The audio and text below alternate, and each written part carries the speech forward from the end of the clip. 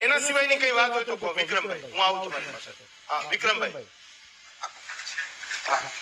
હવે મારે એટલું, મારે ભરતભાઈ, સુરેશભાઈ ને બેને જે વાત કરી એકદમ સત્ય વાત છે એની, કે અનામત આપણી હોવી જરૂરી છે. અનામત કેમ નહીં આપણને મળે, એના માટે આપણે સંઘર્ષ કરવો પડશે. સંઘર્ષ આપણે એકતા કરશી તો થશે.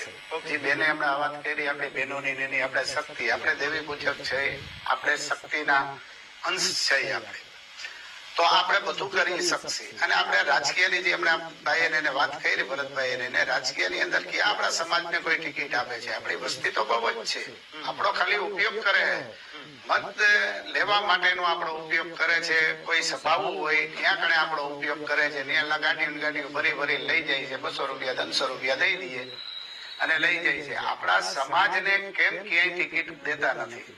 હું બંને પાર્ટીને કહું છું, કોંગ્રેસને ને ભાજપને, બે. કેમ સમાજ નથી અમારા? દિલીપભાઈ, અમારો સમાજ કોઈ નાનો નથી, અમારો સમાજ બહુ મોટો છે. એ મુદ્દો સમજો દિલીપભાઈ.